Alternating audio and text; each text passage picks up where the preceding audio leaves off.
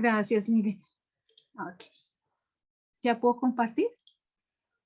Sí. Sí, Olguita, dale. Ok, listo. Bueno, como ustedes saben, mis hermanas, yo estoy tratando de generar un estudio consecutivo con respecto a las mujeres que aparecen dentro de la, mm, de la palabra, comenzando desde Génesis, retomando, ya vimos a Eva, tuvimos la oportunidad de ver las mujeres que estaban junto a Noé, su esposa, y las 3 mujeres esposas de sus hijos. Y hoy vamos a ver a Sara. Sara tiene una diferencia en todo esto y es que es una historia muy larga. Las otras de pronto son un poco más cortas, pero ella condensa me pareció que es muy rica esa historia. Y además vamos a tocar dos mujeres más dentro de la historia de Sara. Una que es la esposa de Lot y otra que es Agar, su sierva. Entonces, por eso decidí dividir esta enseñanza y vamos a ver hoy la primera parte de lo que es Sara. ¿Quién es Sara? Bueno, para las que no conocen, Sara es la esposa de Abraham. Sara, este nombre, quiere decir en hebreo princesa. Y Sara tiene una ascendencia que vamos, y me gusta, antes no me gustaban, la verdad, los capítulos de la Biblia cuando hablaban del linaje. Entonces, todo lo que era, él es el padre, él es el hijo, él es el otro hijo, yo decía, ay, pasaba y la verdad no le ponía tanta atención. Pero me he dado cuenta que conocer esa historia y conocer ese orden de las cosas a nosotros nos genera aún no solamente más estructura, sino nos da mucho más entendimiento de lo que es la palabra. Entonces, vamos a ver primero el linaje, de dónde viene Sara. Permítanme un minuto, qué pena. Bueno, entonces, la vez pasada veíamos que hubo un linaje a partir de Adán hasta Noé. Les voy a explicar más o menos qué significa en este cuadro. Entonces está desde la parte de arriba, quien fue primero, tenemos 2 líneas, en la de la izquierda está Adán y en la siguiente está Sem. Vamos a centrarnos en la primera, que es la de Adán hacia abajo. Adán tienen, ay, permítanme un minuto, qué pena, que llegó alguien y aquí está cerrado. Un minuto.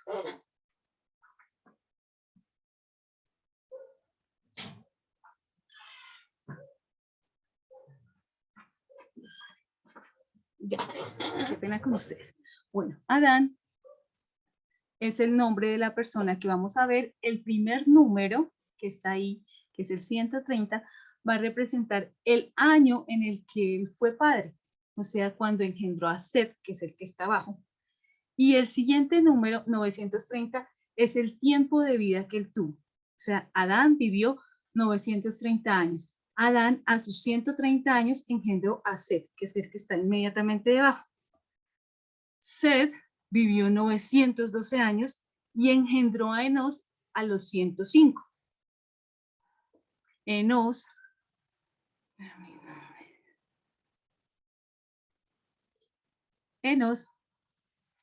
a los 905 años murió y engendró a sus 90 años a Cainán.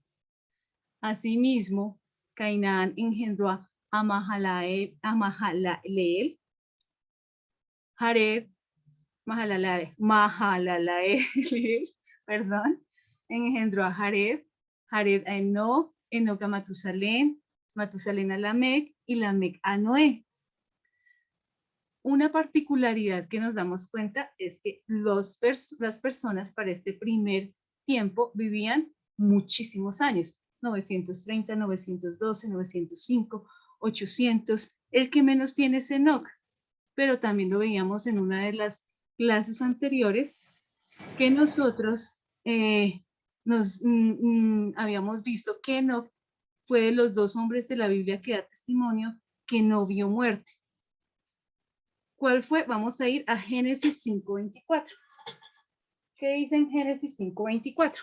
Entonces yo me imagino que todas ustedes están acompañadas por la Biblia. Bueno, las que están al 100% aquí en la clase, de pronto algunas estén ocupaditas en cosas, pero las que están por aquí tengan la posibilidad. Vamos a Génesis 5:24. Dice, caminó pues Enoc con Dios y desapareció porque le llevó Dios. Él no vio muerte, pero por eso, bueno, por esa razón tampoco su vida fue tan extensa. Sin embargo, hablar de 365 años en este tiempo es muchísimo. El último que vemos acá, 950, y el dicho de muchos que es vivió más que Matusalén, es porque en la Biblia quien registra mayor edad es Matusalén, 969 años. ¿Qué pasa acá? Lo que veíamos la clase pasada. Cuando vino el tiempo de Noé, que es el tiempo del diluvio, cuando Dios decide destruir la tierra anegada por agua, ahogada, totalmente llena de agua, el que dice en unos capítulos anteriores, dice en Génesis 6:3, bueno, adelante del que estábamos, no anterior. Dice, y dijo Jehová, no contenderá mi espíritu con el hombre para siempre, porque ciertamente él es carne, mas serán sus días 120 años. ¿Qué podemos ver en la siguiente línea de linaje? Que es directamente el hijo de Noé, Sem. No habían 120 años, todavía eran bastantes, pero comenzaron a bajar y fue muy evidente, siendo Sem quien murió de 600, Arfaxad, su hijo, de 438, Sala de 433, y así descendiendo 239, 230, 148, Taré 205. Bueno, aquí es que no me deja ver esto, pero ya. Y Abraham 175. Sin embargo, todavía no llegan a 120, pero nos podemos ir dando cuenta cómo la longevidad de estos hombres fue disminuyendo. ¿Por qué está este tiempo de engendrar? Porque también quiero que se den cuenta cómo antes engendraban en edades muy avanzadas para nuestros tiempos, pero tal vez muy coherentes para el tiempo de vida de ellos. De 130 años, de 90, de 70, de 62, de 65, de 182, Noé de 500, en donde la palabra de Dios dice que a sus 500 años tuvo sus 3 hijos, no sé si serían trillizos, cómo sería, o fue sobre esos 500 años, eso es algo que me pregunto, pero no dice la palabra, así es que no vamos a especular, vamos a dejarlo hasta ahí. Y aquí comienzan a engendrarlo mucho más joven, 35 años, 30, 34, 30, 32, 30, 29. Taré, que es el papá de Abraham, fue el más lejano junto con Abraham, de 70 y 100 años. ¿Por qué esto? Resulta que así mismo como los hombres comenzaron a disminuir en su edad, las mujeres también comenzaron a concebir mucho más jóvenes y a tener una longevidad más corta. Miren, recuerden que Taré es el padre de Abraham. Aquí tenemos la ascendencia de Sara. Resulta que el padre de Sara también era Taré. Entonces, Taré tuvo a Abraham y también tuvo a Sara. Lo que quiere decir que Abraham y Sara eran hermanos. La diferencia era que sus madres eran una para Abraham y otra para Sara. No compartían madre, pero el padre era el mismo. Él tuvo Taré. De los hijos que aparecen en la Biblia, dice que fue Abraham, Sara, Nacor y Harán. Sin embargo, dice, y tuvo hijos e hijas. O sea, pudo haber tenido muchos más, pero no están registrados con nombre aquí en la palabra. ¿Quiénes nos interesan ahorita? Abraham, Sara y también Harán, entendiendo que fue quien engendró a Lot, que era el que yo les comentaba, que había tenido una esposa, de la cual también vamos a hablar un poquito. Entonces tenemos a Abraham, Sara y Lot. En este orden de ideas, si todos ellos eran hermanos y Harán tuvo un hijo, quiere decir que Abraham era el tío de Lot y Lot obviamente pues era el sobrino de Abraham. Esta es la ascendencia de Sara. Este es el linaje de Taré. ¿Listo? ¿Hasta ahí vamos bien?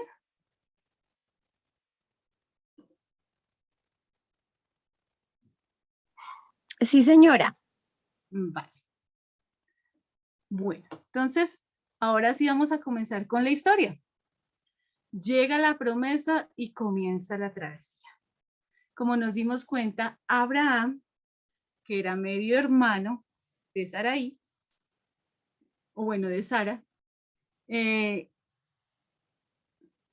desposó con ella. O sea, no solo eran medio hermanos, sino también eran esposos.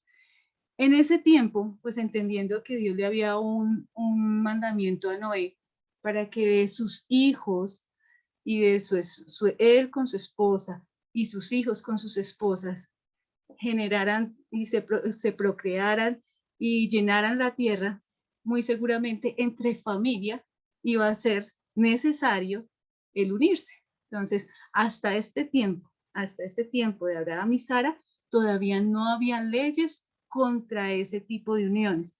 O sea que no estaba visto mal que Sarai o Sara y Abraham estuvieran juntos, o que Lot y su sobrina también estuvieran juntos, que bueno, les había dicho, pero Lot se casa con su sobrina, la mujer es su sobrina. ¿Qué pasa? Ahorita no es solamente que no se vea bien porque hay un mandamiento detrás de todo esto, sino que de todas formas nosotros sabemos que esas uniones consanguíneas muy cercanas tienden a degenerar la genética. Algunos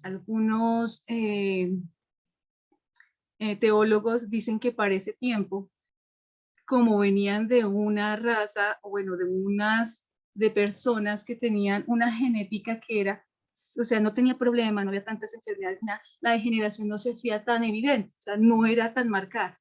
Después de la ley se hizo no solamente porque era agradable delante de Dios mantener un orden para la unión, sino que también era sano para no dañar las líneas genéticas de las familias.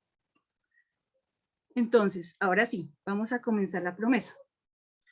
La promesa que Dios le hace a Abraham radica en que sea algo maravilloso porque su esposa era estéril y no tenía hijos. Vamos a tomar el capítulo 11 y 12 de Génesis para que lo tengan ahí abierto. Vamos a ir a varios versículos de esta parte. Entonces, Génesis 11, versículo 30.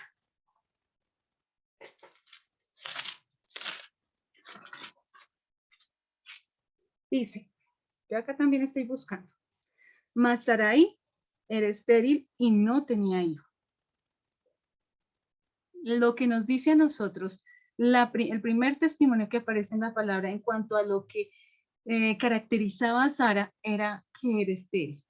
Y nosotros entendemos que para este tiempo ser estéril era algo que en verdad generaba mucha desdicha para una mujer. Eso le daba mucha tristeza en su corazón. Era algo que no solamente generaba tristeza, sino que en muchas ocasiones generaba vergüenza.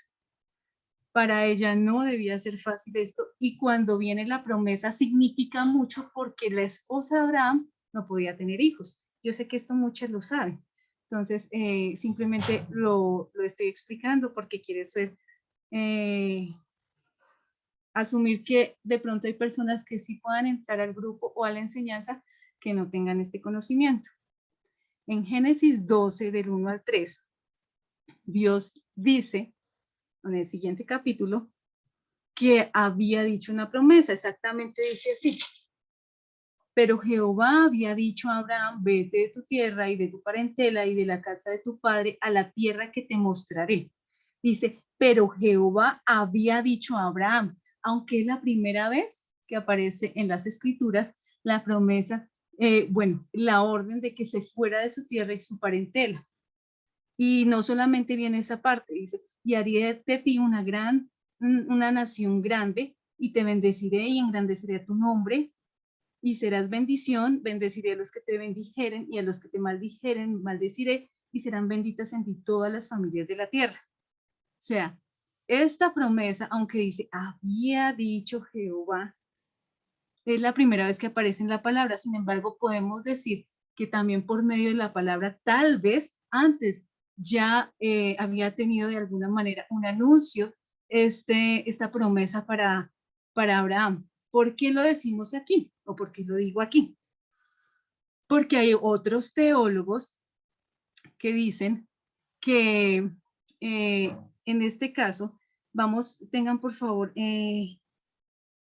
a la mano la Biblia en el capítulo 11, en el versículo, perdón, ya un minuto, en el versículo 31, dice lo siguiente: y tomó Taré, y si recordamos, Taré es el padre de Abraham y de Sara.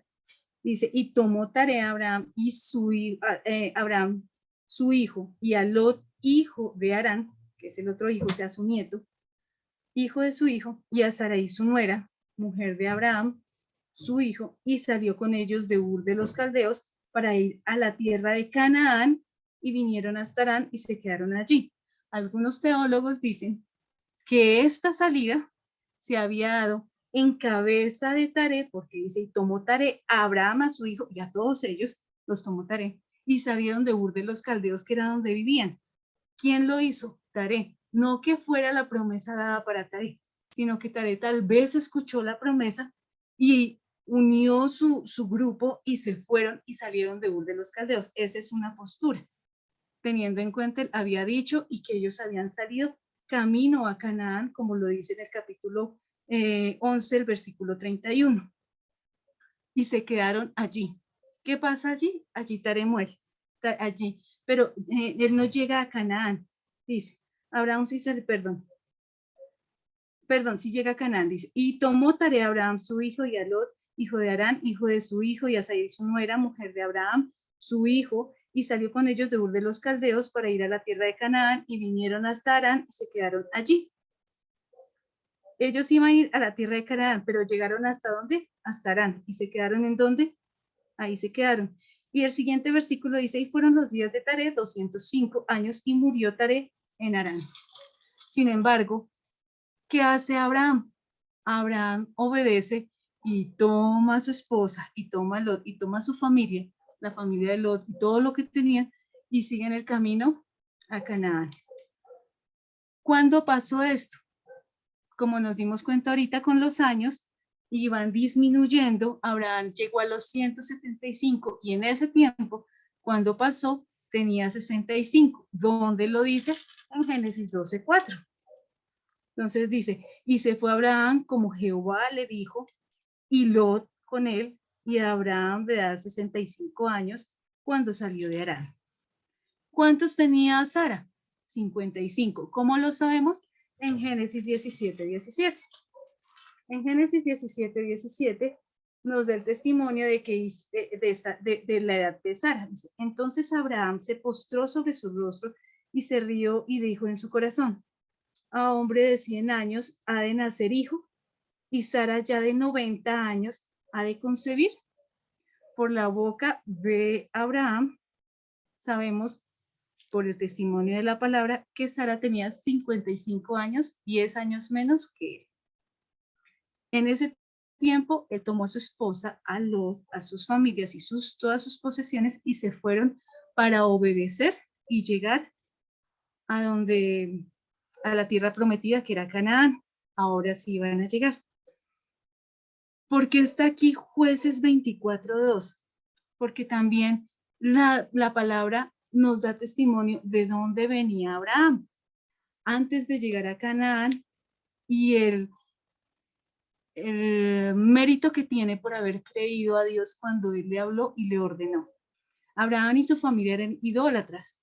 Vamos a ir a Josué 24:2.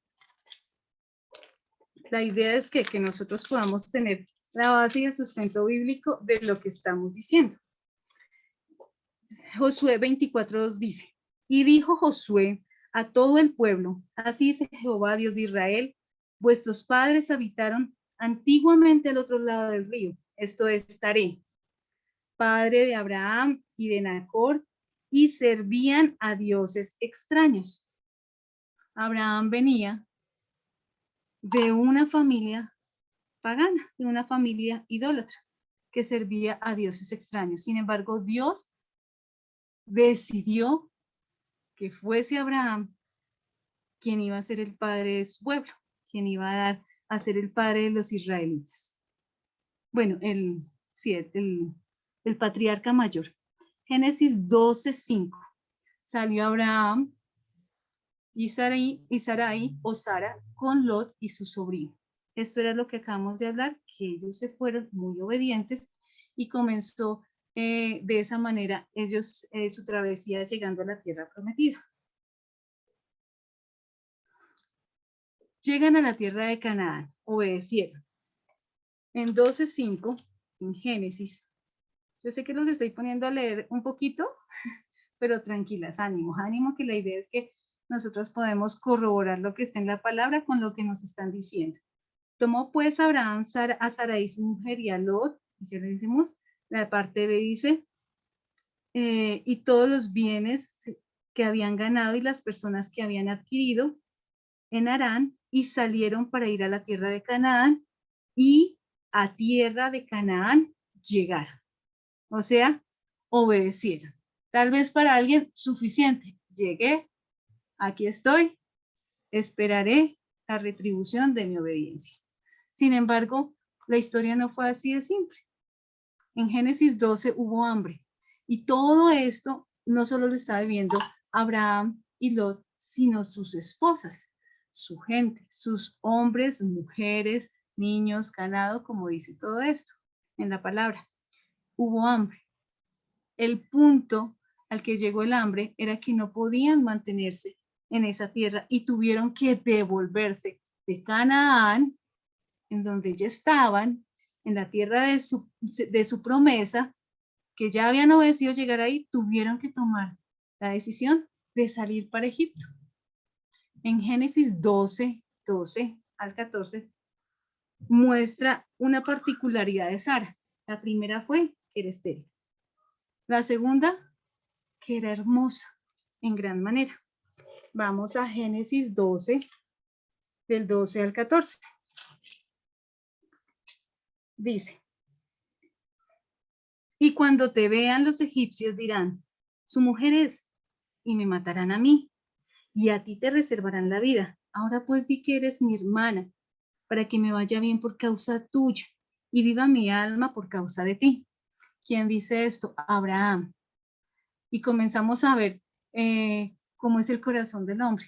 Tal vez aquí estaban convencidos, tranquilos, obedecieron y esperando. Pero cuando las cosas no salen según lo que nosotros consideramos es el plan de Dios, nuestra fe falla. Al punto de, como dicen estos versículos, Abraham expone a su mujer de una manera terrible y le dice, di que eres mi hermana, porque eres hermosa en gran manera. Di que eres mi hermana, porque así me harán bien y no mal. Si decía que era el esposo, lo iban a matar para poderse quedar con Sara, que era hermosa. Imagínense una mujer de 55 años con esta hermosura. En verdad era una mujer hermosa. Y comenzó a fallar la fe. Sin embargo, algo que resalta la palabra de Sara, y no lo vamos a ver ahorita porque ese es el tema de la siguiente clase, es la obediencia. Sara y la sujeción. Hace lo que su esposo dice. ¿Y qué pasa? Efectivamente, el faraón desea quedarse con Sara y comienza a comprar de alguna manera esa mujer. ¿Con quién? Con su hermano, que es el familiar que está cerca, dándole todo lo que él quería. Dice en Génesis 12:16, e hizo bien a Abraham por causa de ella, y él tuvo ovejas, vacas, asnos, siervos, criadas, asnas y camellos. O sea, en realidad, ese hombre quería quedarse con Sara. Sin embargo, la coherencia de Dios en todas sus cosas y en todos sus propósitos y por su misericordia nos vuelve al camino que Él quiere que nosotros caminemos. Y en el 12:17 dice, mas Jehová hirió a Faraón y a su casa con grandes plagas por causa de Sarai o Sara, mujer de Abraham. Entonces Faraón llamó a Abraham y le dijo, ¿qué es esto que has hecho conmigo? ¿Por qué no me declaraste que era tu mujer? ¿Por qué me dijiste, es mi hermana, poniéndome en ocasión de tomarla para mí por mujer? Ahora pues, he aquí, tu mujer, tómala y vete. Entonces Faraón dio orden a su gente cerca de Abraham y le acompañaron, y a su mujer con todo lo que tenía. Eso lo único que muestra es que aún ese Faraón tuvo temor de Dios, porque ni siquiera les quitó las cosas que les había dado. Solo quería que lo dejaran en paz porque sabía que había un Dios que estaba con ellos. Sin embargo, no fue bien lo que obró Abraham con su mujer. En el 12, el 19 y el 20, que fue el que acabé de leer, es cuando Abraham recupera a su esposa. Entonces, quiero que lleguemos a esta parte porque eso es como el trasfondo de lo que es la historia de Sara, el comienzo de la historia de Sara. Pero Sara, aunque hasta ahora hemos hablado de ella, no hemos hablado que habían otras mujeres como la esposa de Lot que venían de unas situaciones similares, unas circunstancias similares, unas mujeres tal vez muy comunes y corrientes como lo fue Sara. Tenían algo en común, que eran de la misma familia. Nos damos cuenta que eran hermanos, que eran sobrinos, que estaban juntos. O sea, son personas que cuando hablamos de familia, nosotros, ¿qué pasa con nuestra familia? Somos similares en cómo hablamos, en cómo hacemos las cosas, en cómo nos comportamos, cómo nos relacionamos. En la familia se ve una cantidad de similitudes entre las personas.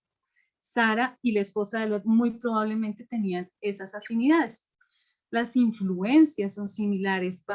Nos damos cuenta que venían de un hogar o de un pueblo que era idólatra, que servía a dioses extraños, y muy seguramente Sara y la esposa de Lot servían de esa misma manera, y lo que pasó fue que Dios por su misericordia les quiso mostrar quién es el Dios verdadero, mas ellos en su corazón no lo hacían de esa manera.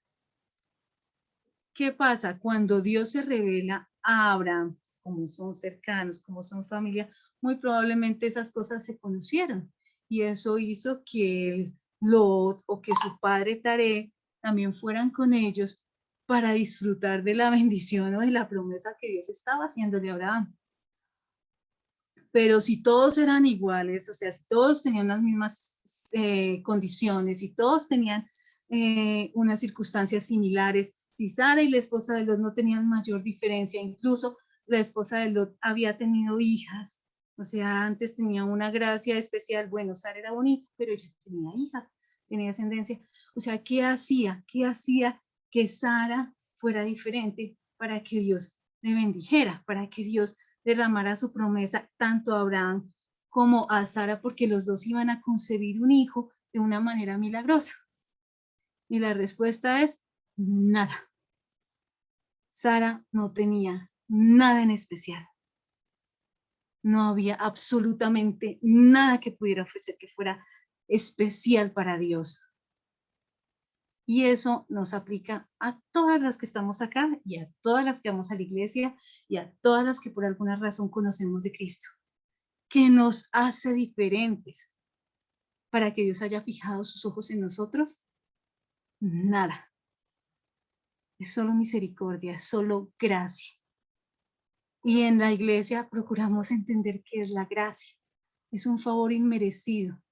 Nosotros no merecíamos la bondad de Dios para que nos salvara, para que conociéramos de su palabra, y no solo para que conociéramos, sino para que creyéramos en su palabra.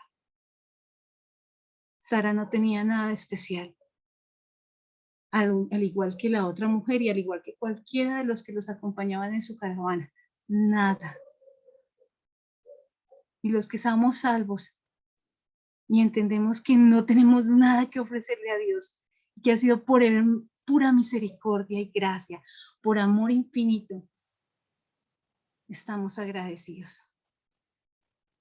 Y Dios nos ayude para que desde donde estemos no levantemos nuestros dedos para señalar a otros, porque a veces se nos hace fácil cuando de pronto hemos caminado algo, un poco en el Evangelio y vemos que Dios nos ha rescatado de muchos pecados. Sabemos que seguimos luchando con muchos, pero cuando vemos que nos ha rescatado de muchos, a veces tenemos el coraje para levantarnos y decir que los otros son terribles o que nosotros somos mejores. Y eso no es así. Y vamos a ver unos textos que son también muy conocidos como la historia de Sara, pero que no nos hacen daño recordar. Vamos a Romanos 3, 10 al 18.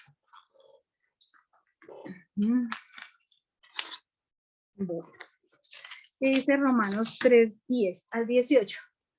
Lo voy a leer con cuidado, pero por favor, hermanas, pongamos atención con nuestros 5 sentidos desde nuestro corazón a lo que dice esta palabra, porque es para todas nosotras. Como está escrito, no hay justo ni aun uno. No hay quien busque a Dios. Todos se desviaron. A unas se hicieron inútiles. No hay quien haga lo bueno. No hay ni siquiera uno. Sepulcro abierto es su garganta. Con su lengua engañan.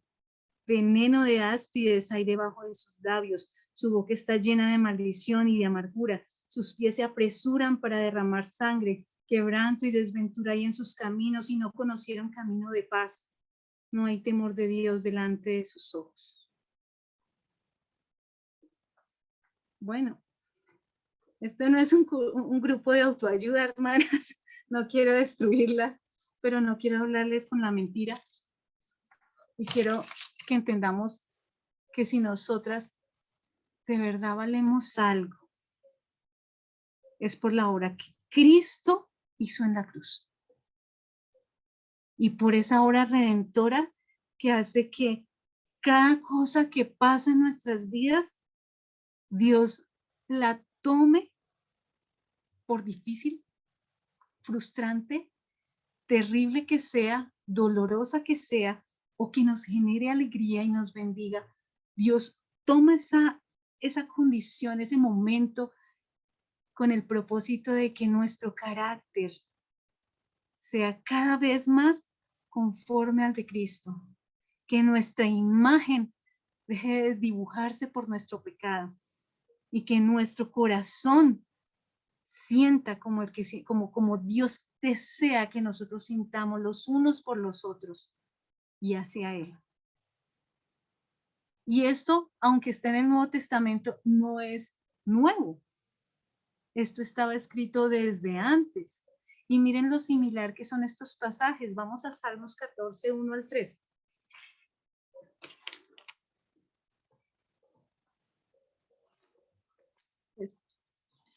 Recuerden el texto anterior y escuchen esto. Dice el necio en su corazón, no hay Dios. Se han corrompido, hacen obras abominables.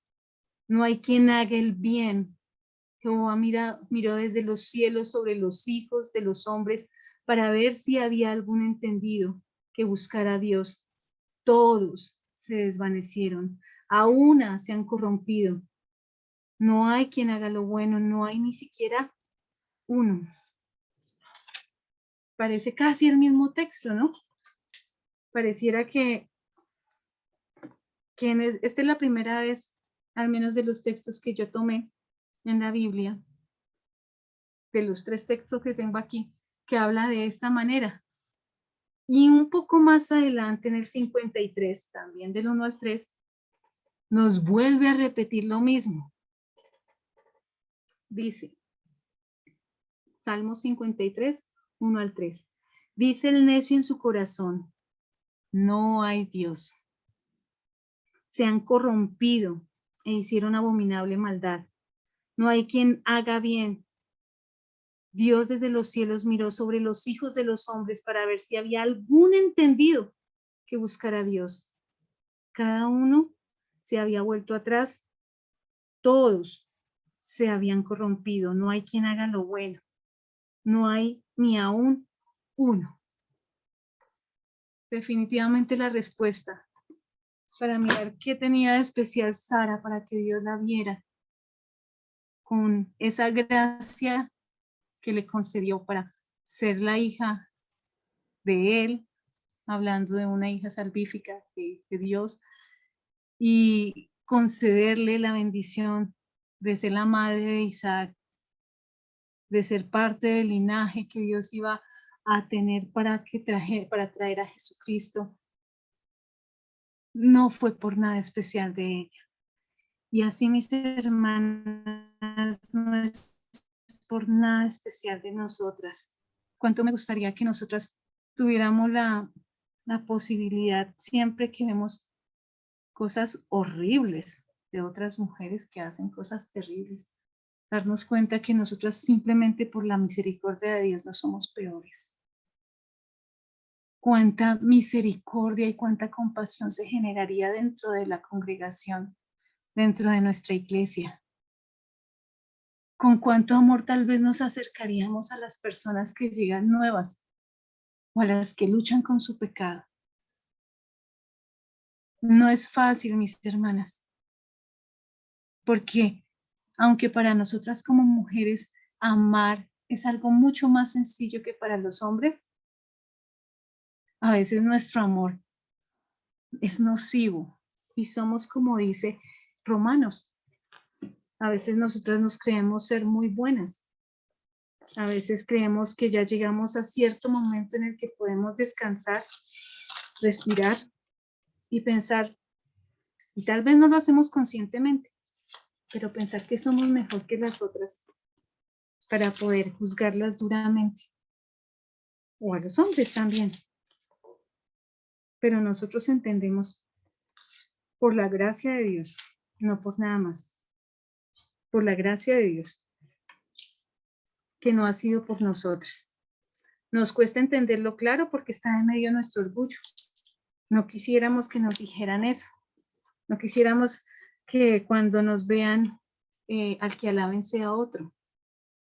Quisiera que nos dijeran, qué buena eres con los demás, qué alegre, qué agraciada, qué bondadosa, pero sabemos que eso no viene de nosotros, que todas esas buenas obras Dios las preparó de antemano para que nosotras andáramos en ellas.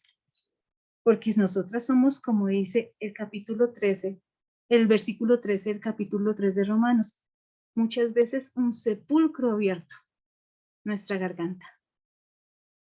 Tenemos un lugar donde puedan venir la cantidad de muertos que vengan, hay cabida, porque matamos con nuestra propia boca a nuestro esposo, a nuestros hijos, a nuestros hermanos, a los vecinos, a muchas partes. O sea, tenemos una capacidad para destruir tremenda. Veneno de áspides hay debajo de nuestros labios.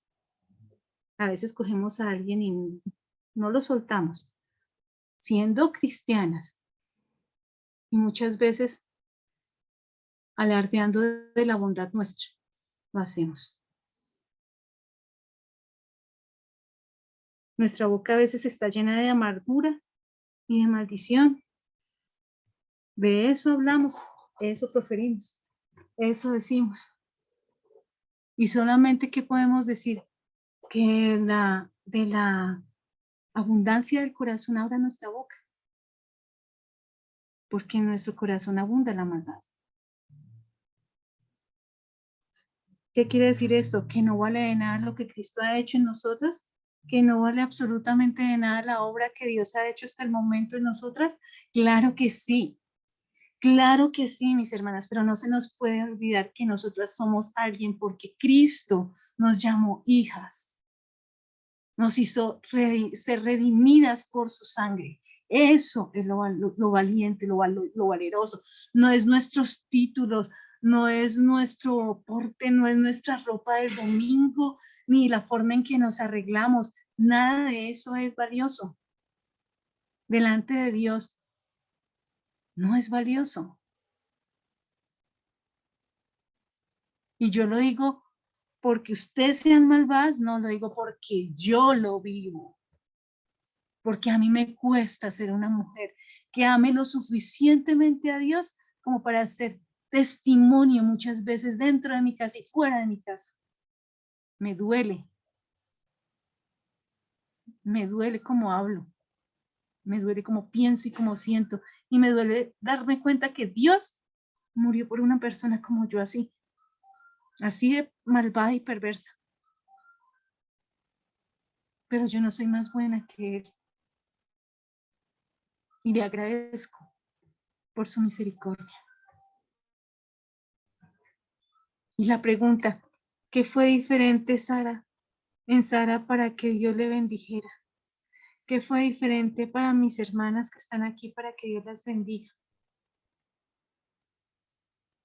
¿Tenemos algo diferente? Sara era igual a nosotras.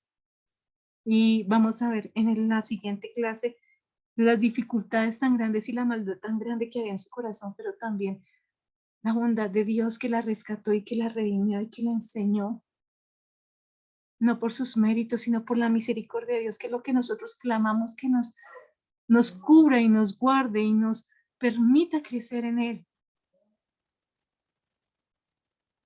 Mis hermanas, yo no quiero hoy regañarlas y perdónenme si de pronto se sienten golpeadas el día de hoy. Quiero hacerlas sentir amadas, como Dios me hizo sentir amada.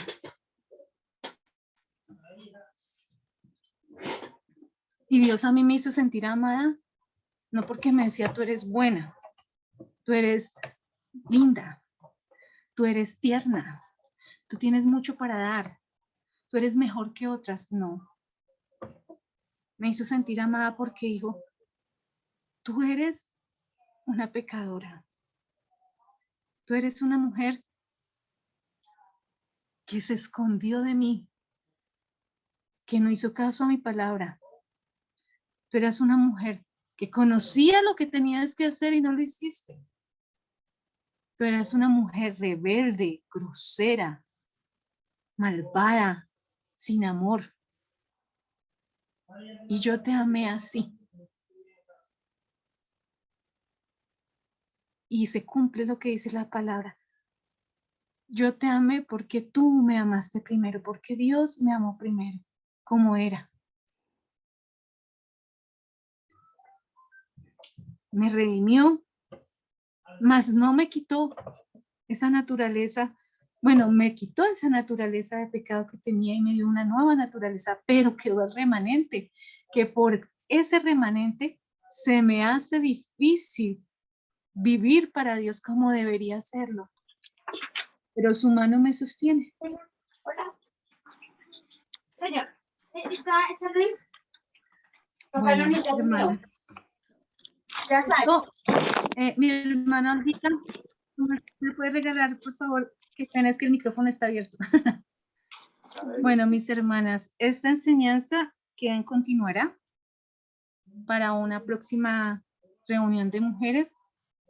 No sé si alguna quiera compartir algo, tengo una pregunta, quiera que le escuchemos, sea ahorita, sea por interno, quiere enriquecer el consejo de Dios de hoy. No sé si quiere alguna hacerlo o definitivamente pues oramos y le pedimos a Dios que en su misericordia nos siga ayudando.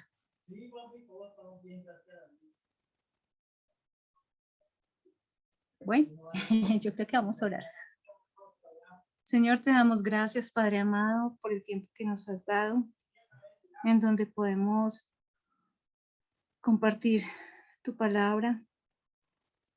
Yo sé que es más fácil amar las cosas que nos gustan, porque eso alimenta muchas veces nuestro orgullo. Pero Señor, tú no nos has llamado a que nos deleitemos en nosotros mismos, sino en ti, que te amemos a ti, que nos neguemos a nosotras mismas Y eso no trae dolor a nuestro corazón ni dificultad, eso trae libertad a nuestras vidas, Señor. Haznos entender que cuando cumplimos tu palabra, que cuando somos capaces de obedecerla, que cuando somos capaces de reconocerte como nuestro Dios, nuestro Salvador y nuestro Señor, que nos ordena cómo vivir y nos sujetamos, es el mayor beneficio que podemos traer a nuestras almas, a nuestros hogares, a nuestras familias, Señor. Perdónanos porque nos es difícil vivir agradablemente delante de ti. Ayúdanos, Señor. Tú sabes que necesitamos ayuda. Tú sabes que no podemos solas, que hay momentos en los que no sabemos cómo actuar ni cómo sobrellevar las circunstancias y a veces con simplezas, otras con dificultades grandes, pero no lo sabemos manejar, Señor. Te tenemos a ti y te pedimos que por la gracia tuya tú nos enseñes. Ayúdanos, Señor, libértanos. Cada día más, fortalécenos en ti. Enséñanos a caminar contigo y enséñanos a amarte de verdad para que podamos vivir honrándote con todo lo que hacemos. Gracias, mi Dios, por cada una de mis hermanas que está aquí, que está escuchando, por las que van a escuchar y tal vez no se reunieron en la cita que hicimos virtual. Pero yo te ruego, Señor, que aunque sea difícil este momento, también sea un consuelo, Señor, y sea una forma de podernos comprender y cuidar las unas a las otras y ser más sensibles con el dolor que está sufriendo la otra persona, entender sus circunstancias y que podamos soportarnos en amor y cuidarnos y amarnos como tú pides que lo hagamos, como nosotros nos amamos a nosotros mismos, podamos amar al prójimo, Señor. Considerarlo como nos consideramos nosotros, así lo hagamos, cuidemos de ellos, así como tú nos has amado, Dios mío, en la medida que nuestro corazón pueda amar, lo podamos hacer, Señor. Te doy gracias por esta noche y te pido que bendigas a cada una de mis hermanas que son valiosas delante de ti. Si no, no hubieras muerto por cada una de las que se arrepienten y que estamos aquí en esta reunión. No hubieras dado tu sangre ni a tu propio Hijo por nosotras, porque somos realmente valiosas, pero en ti, Señor. Ayúdanos, Padre Santo, a entenderlo y a amar ese sacrificio tan hermoso que hiciste en la cruz. En el nombre de Jesús, amén y amén.